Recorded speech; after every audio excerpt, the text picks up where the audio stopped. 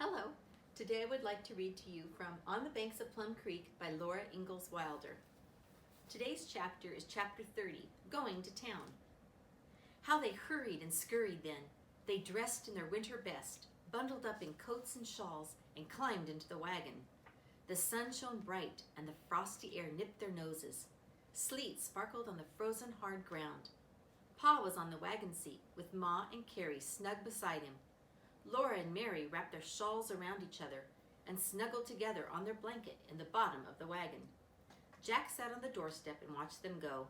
He knew they would come back soon. Even Sam and David seemed to know that everything was all right now that Pa was home again. They trotted gaily till Pa said, "Whoa!" and hitched them to the hitching posts in front of Mr. Fitch's store. First, Pa paid Mr. Fitch part of the money he owed Mr. Fitch for the boards that built the house. Then he paid for the flour and sugar that Mr. Nelson had brought to Ma while Pa was gone. Next, Pa counted the money that was left, and he and Ma bought Mary's shoes. The shoes were so new and shining on Mary's feet that Laura felt it was not fair that Mary was the oldest. Mary's old shoes would always fit Laura, and Laura would never have new shoes. Then Ma said, "Now, a dress for Laura." Laura hurried to Ma at the counter. Mr. Fitch was taking down bolts of beautiful woolen cloth. The winter before, Ma had let out every tuck and seam in Laura's winter dress. This winter it was very short, and there were holes in the sleeves where Laura's elbows had gone through them because they were so tight. Ma had patched them neatly, and the patches did not show, but in that dress Laura felt skimpy and patched. Still, she had not dreamed of a whole new dress. "What do you think of this golden brown flannel, Laura?" Ma asked.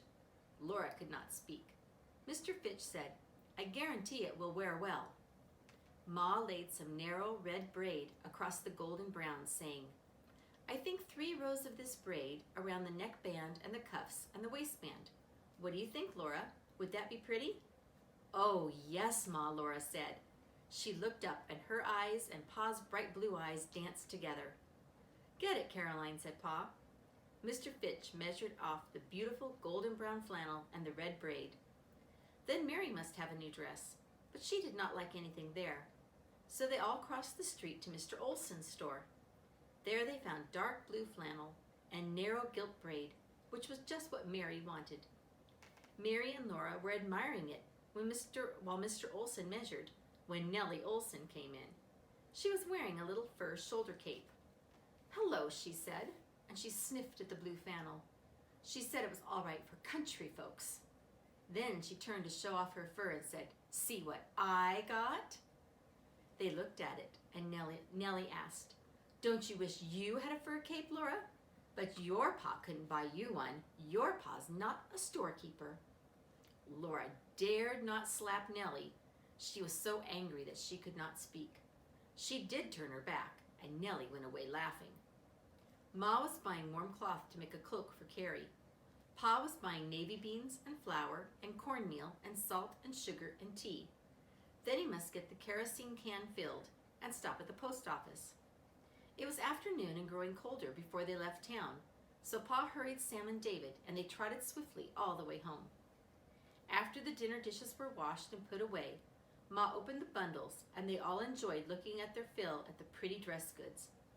"I'll make your dresses as quickly as I can, girls," said Ma, "because now Pa is home again, we'll all be going to Sunday school."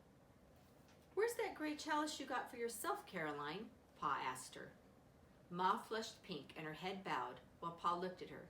"You mean to say you didn't get it?" Ma flashed at him. "What about that new overcoat for yourself, Charles?"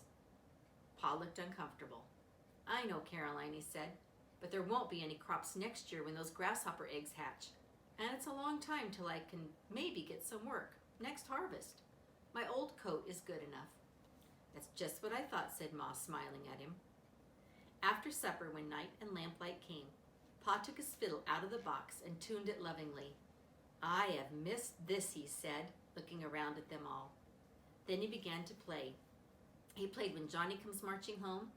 He played "The Sweet Little Girl, the Pretty Little Girl, the Girl I Left Behind Me." He played and sang "My Old Kentucky Home" and "Swanee River." Then he played, and they all sang with him. Mid pleasures and palaces, though we may roam, be it ever so humble, there's no place like home. And that's the end of chapter 30. Thank you for listening.